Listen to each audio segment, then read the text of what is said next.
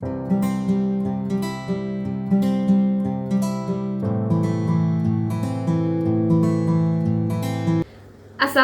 warahmatullahi wabarakatuh.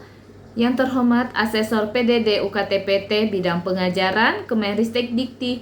Mohon izin perkenalkan nama saya Eva Oktaviana MPD, dosen tetap STK IP Kusuma Negara Jakarta dengan NIDON 0318108802. Saya diangkat menjadi dosen tetap pada tahun 2015 di Prodi PGSD. Alhamdulillah jurusan PGSD ini merupakan jurusan linear karena sesuai dengan kualifikasi bidang keilmuan saya, di mana saya lulusan S1 PGSD UNJ dan lulusan S2 jurusan Pendidikan Dasar UNJ. Di sini saya akan memaparkan pernyataan diri dosen dalam unjuk kerja Tridharma Perguruan Tinggi PDD UKT-PT Bidang Pengajaran dalam rangka proses mengikuti sertifikasi dosen gelombang 1 tahun 2022. Adapun mata kuliah yang pernah saya ampu selama menjadi dosen STTK IP Kusuma Negara Prodi PGSD, mengajar mata kuliah perencanaan pembelajar tematis, penelitian tindakan kelas, profesi dan kepribadian guru, pendidikan seni rupa dan keterampilan SD, pendidikan keterampilan dan kerajinan SD, konsep PPKN SD, pembelajaran PPKN SD, konsep dasar IPA SD, pendidikan IPA SD, dan pendidikan dan pembelajaran. Mata kuliah tersebut merupakan rumpun prodi PGSD, di mana sesuai dengan kualifikasi keilmuan saya. Tentunya dalam mengajar, saya selaku dosen berupaya untuk mengembangkan kompetensi diri dengan mengikuti berbagai kegiatan. Tentunya kegiatan tersebut menunjang karir saya, seperti salah satunya dengan mengikuti kegiatan pekerti yang diadakan di Universitas Pasundan. Selain itu juga, saya aktif mengikuti berbagai kegiatan seperti kampus mengajar angkatan 3 pada tahun 2021. Kemudian kampus mengajar angkatan 4 tahun 2022 dan program asesor PPG tahun 2022. Tujuan saya mengikuti program tersebut guna mendukung program-program pemerintah yang dicanangkan. Selain saya aktif dalam mengikuti berbagai macam program di pemerintah, juga aktif mengikuti hibah buku dari Kemenristek Dikti pada tahun 2018.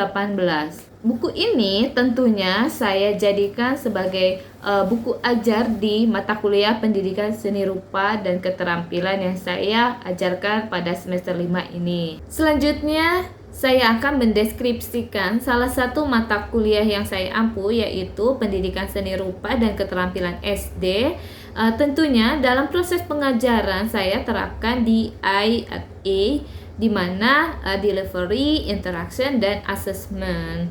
Untuk delivery sendiri yaitu menyampaikan materi, di mana saya dalam menyampaikan materi pada saat mata kuliah Pendidikan Seni Rupa dan Keterampilan SD di masa pandemi dengan menggunakan beberapa aplikasi, yaitu online meeting menggunakan Zoom Meeting atau Google Meet di setiap pertemuannya. Kemudian saya juga menggunakan Google Drive dalam memberikan materi berupa PowerPoint. Selain itu juga saya menggunakan YouTube sebagai alat bantu untuk menyampaikan materi yang saya buat.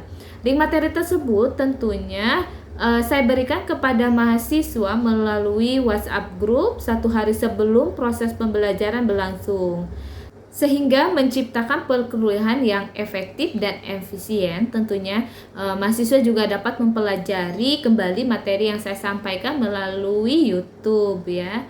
Nah, di sini ada contohnya, misalnya untuk materi, untuk teorinya ada konsep seni, untuk prakteknya ada video terkait dengan pencampuran warna, teknik dasar gambar, finger painting atau melukis menggunakan jari ya untuk prakteknya. Selanjutnya interaction, yaitu penjelaskan bagaimana kita dapat berinteraksi kepada mahasiswa pada mata kuliah Pendidikan Seni Rupa dan Keterampilan SD.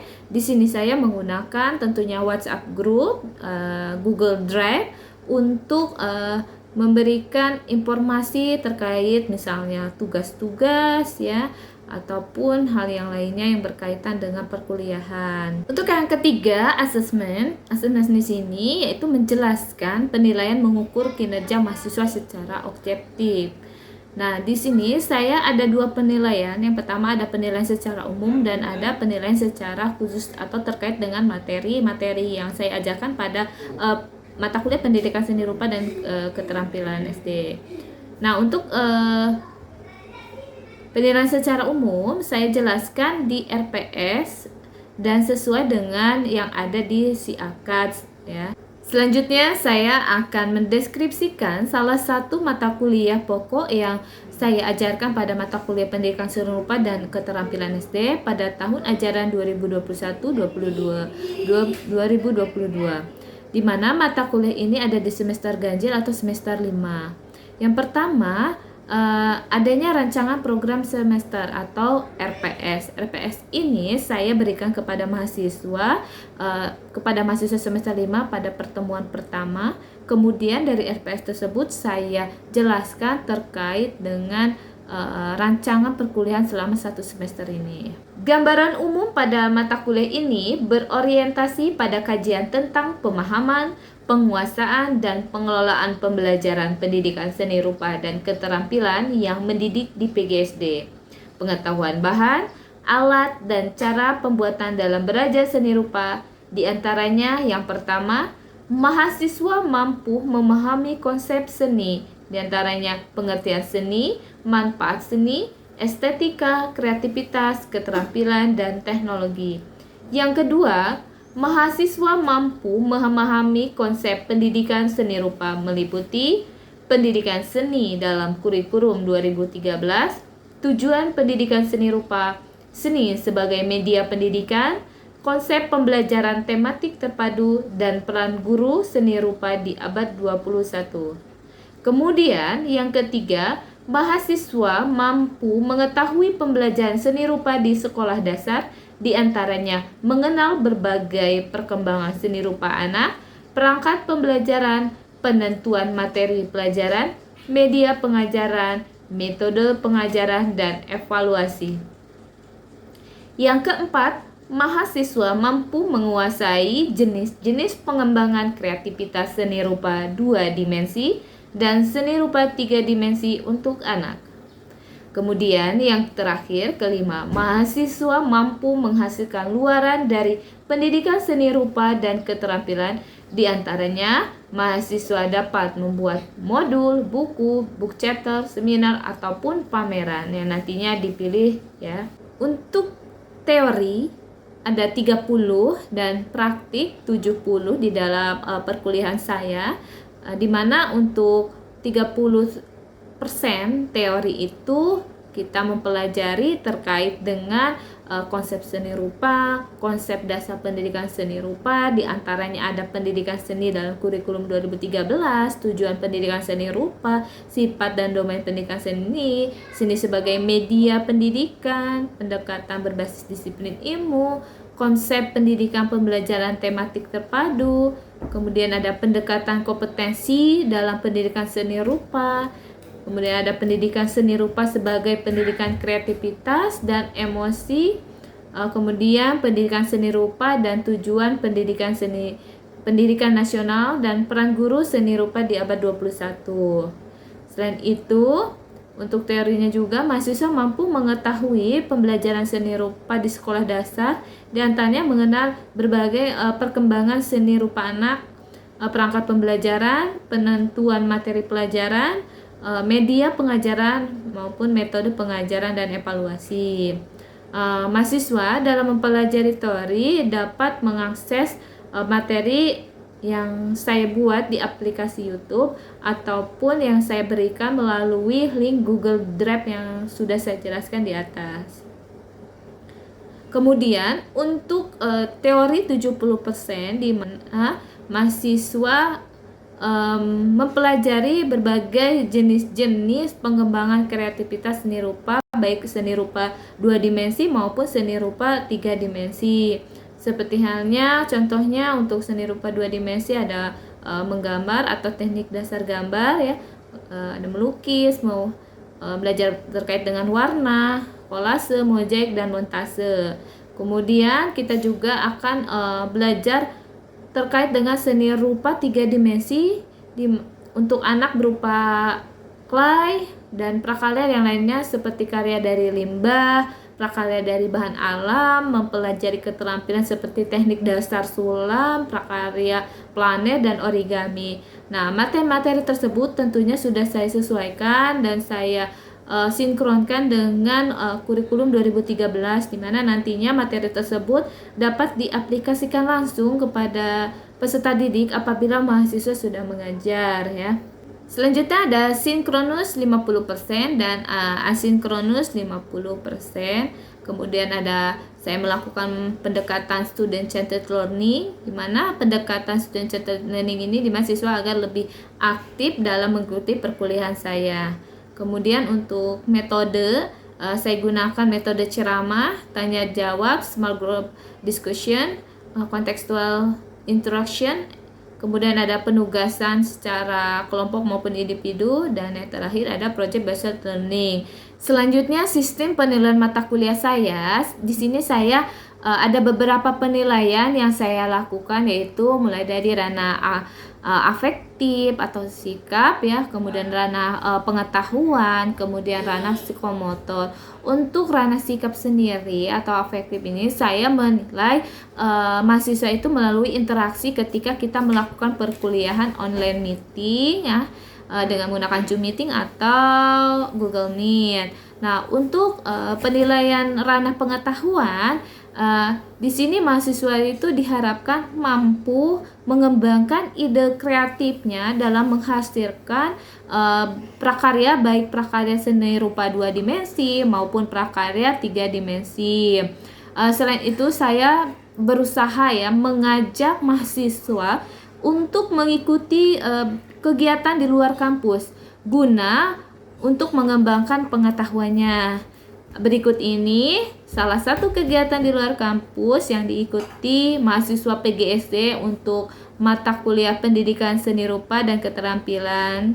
Yang pertama ada kegiatan di UNAS Entrepreneurship Expo dengan tema Invest Yourself in Startup, di mana dengan mengikuti kegiatan ini diharapkan mahasiswa dapat memamerkan hasil prakarya selama perkuliahan dengan menjual produk dari hasil karyanya sendiri atau hasil karya mahasiswa yang selama ini dalam perkuliahan sudah dibuat, dipamerkan dalam acara ini. Jadi ketika itu di UNAS Entrepreneurship ini kebetulan ada Bajar ya, ada Bajar. Kemudian untuk kegiatan kedua di sini mengikuti workshop melukis ya.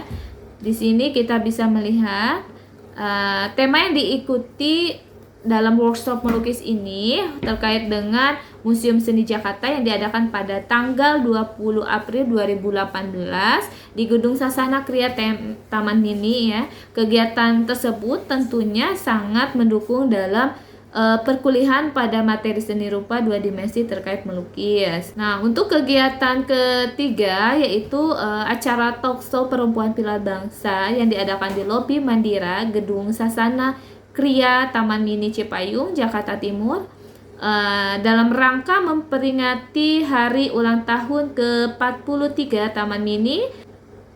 Dari kegiatan-kegiatan di atas, harapan saya ya tentunya agar mahasiswa memperoleh pembelajaran yang bermakna dan dapat menghasilkan output dari mata kuliah ini sesuai dengan tujuan dari MBKM, di mana mahasiswa dapat mencapai pembelajaran lulusan berupa soft skill dan hard skill sesuai dengan perkembangan zaman tentunya ya.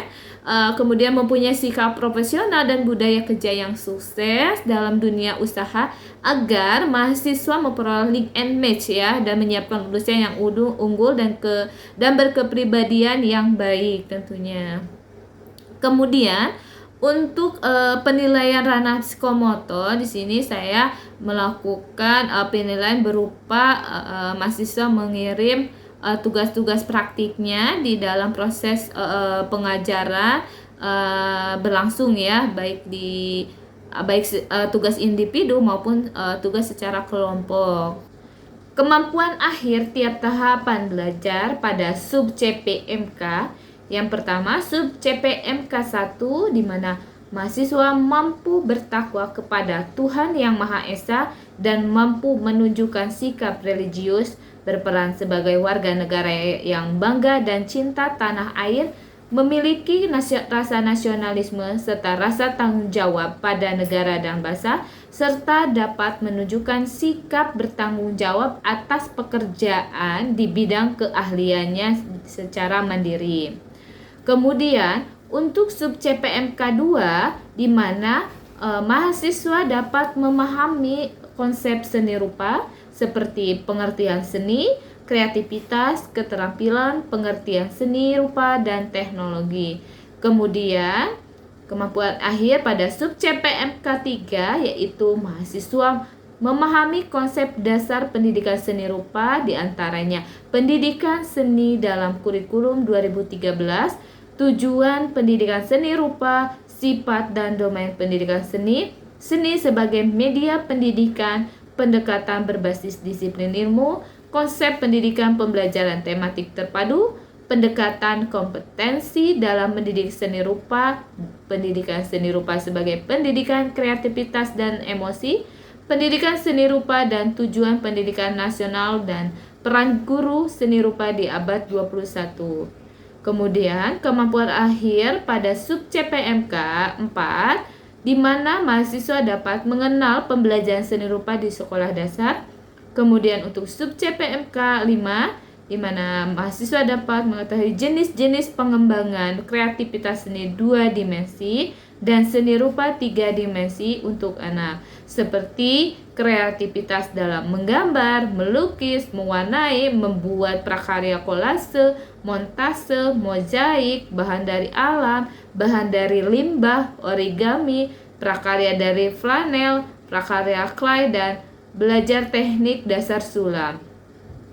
Kemudian untuk sub CPMK 6, mahasiswa mampu membuat prakarya dengan luaran, bisa modul atau buku chapter atau seminar dan atau pameran. Untuk sumber belajar saya gunakan buku dari Prawira Nanang atau Nanang Prawira dengan judul buku Seni Rupa dan Kriya. Kemudian saya gunakan buku terkait dengan pengembangan kreativitas clay art untuk PAUD dan SD karangan. Kemudian aneka kreasi cantik flanel sulam untuk pemula. Kemudian untuk sumber belajar saya gunakan buku Hasta Karya Unik berbahan alam untuk anak. Berikut ini bentuk interaksi dosen dengan mahasiswa seperti dapat dilihat pada video pengajaran di kelas. Materi yang diajarkan yaitu terkait dengan prakarya 3 dimensi pada pertemuan 11 ini dapat dilihat pada RPS. Assalamualaikum warahmatullahi wabarakatuh. Waalaikumsalam warahmatullahi wabarakatuh. Alhamdulillah, dengan semangat ya. Kalian gimana kabar hari ini? Alhamdulillah luar biasa. Yes. Sebelum memulai pelajaran ini, kita alangkah baiknya berdoa menurut pertanyaan. Oke, terima kasih di sini. Oke, sebelum saya jelaskan, saya absen dulu ya teman-teman.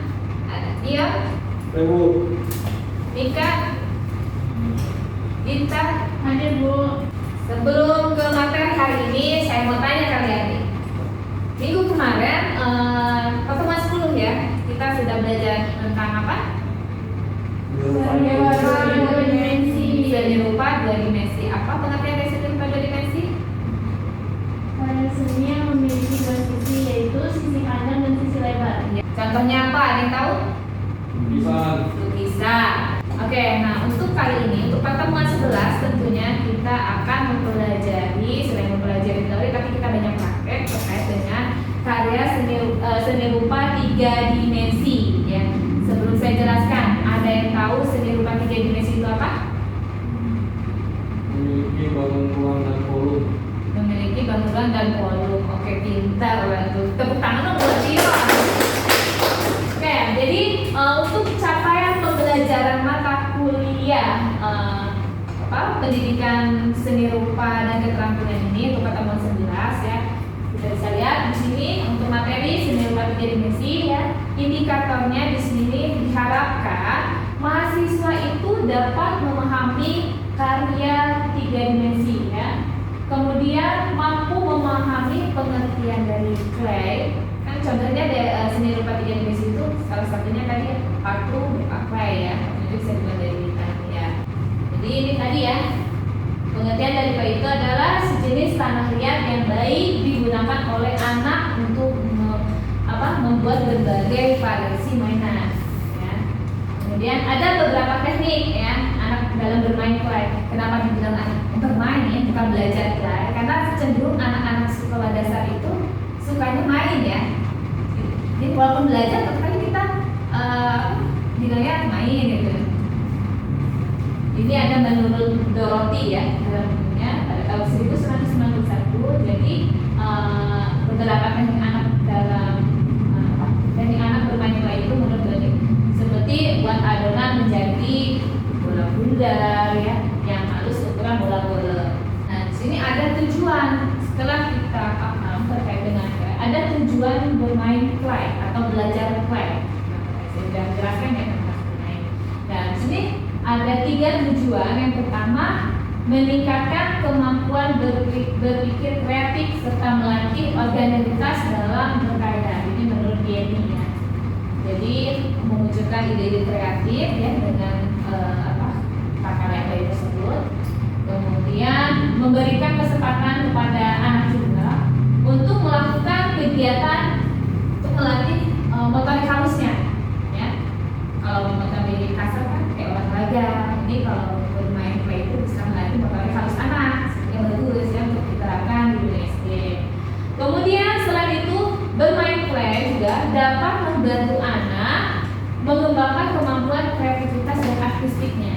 Ya. Nah, selain tujuan ada beberapa manfaat dari clay ya. Yang pertama manfaatnya membuat anak terkesan. Wah, menarik nih prakaryaan clay dari tepung ya. Kemudian bisa memilih apa sih yang diinginkan mereka. Maksudnya keinginan mereka mau buat apa nih, mau makanan kah atau hewan kah. Ini sesuai dengan imajinasi dari si peserta didik ya. Kemudian dengan bermain clay juga anak bisa belajar bahwa benda yang lembek itu bisa mengeras ketika telah diaplikasikan. Ya, nanti kita praktekkan apakah benda lembek itu akan mengeras. Ya. Oke. Kemudian mereka juga mampu memahami karya 3 dimensi ini ketika ada anak memiliki pengalaman tentang bermacam-macam clay yang bisa mereka gunakan untuk meningkatkan kreativitas mereka ya. Ini ada menurut Britain.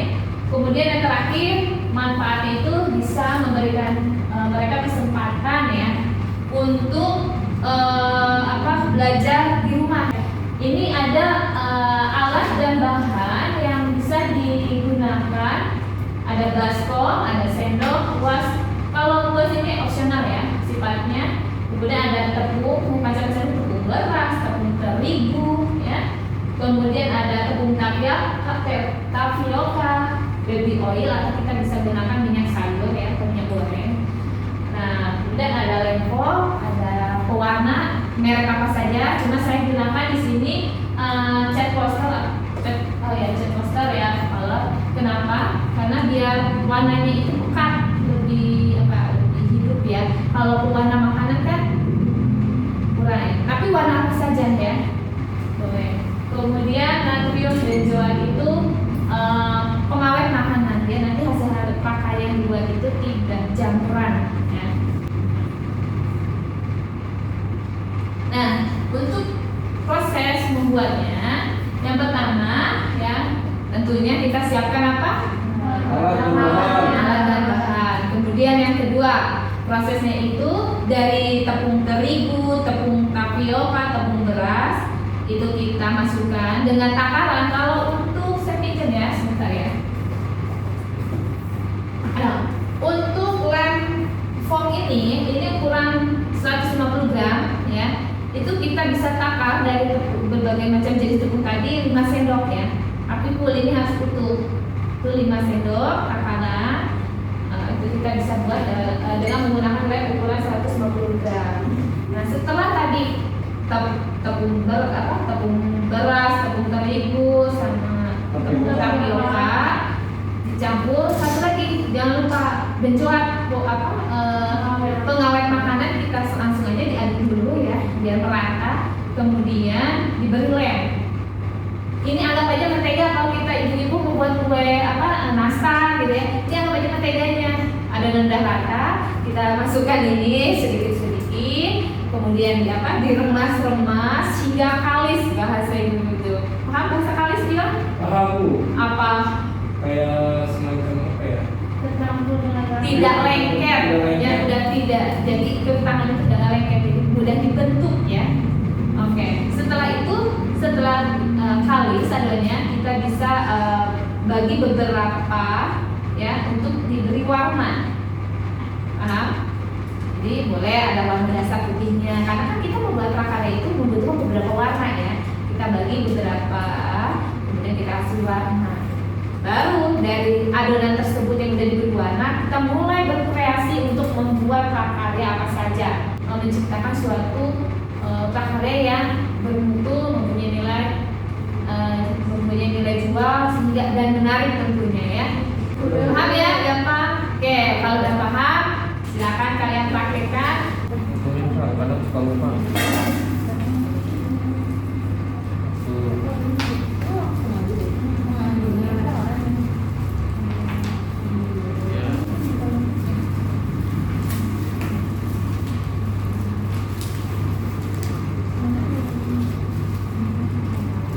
Kamu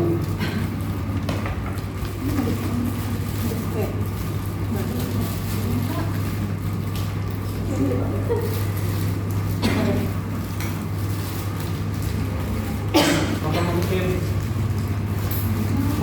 Ada lagi mau dicoba. Nggak apa-apa itu apa namanya? Tuh, lihat dong, totalitas lah. Gimana kuenya mungkin enak kalau buatnya begini.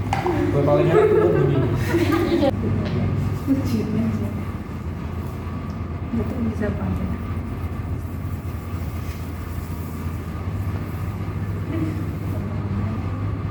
Iya, Campuran sama biru. Nah, biru udah tumbuh kan. Hijau kayak gitu loh. Ini cukup begini. Ibu nempelin gini biar permanen pakai apa? Kan ini Oke. Nah ini udah selesai semua ya.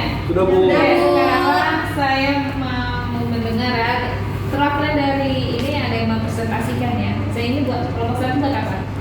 Kita membuat tema makhluk hidup. Di sini ada bunga matahari, ini sama siput, sama uletnya nih Bu. Jadi kan kalau dalam bunga matahari itu pasti ada siput, ada ulet yang buat makan inangnya. Jadi ini tema makhluk hidup ya.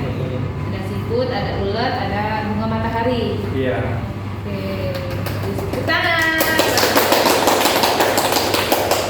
Bisa diperlihatkan ya di YouTube.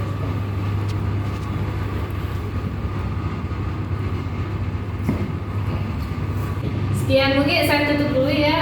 Terima kasih banyak tentunya mengikuti perkuliahan seni rupa pertemuan 11 ini ya.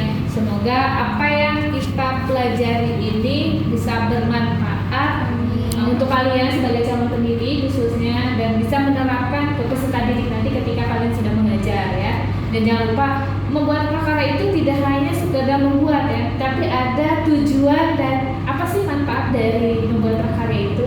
Ada tujuannya, ada manfaatnya untuk mereka. Saya ucapkan terima kasih sekali lagi. Assalamualaikum warahmatullahi wabarakatuh.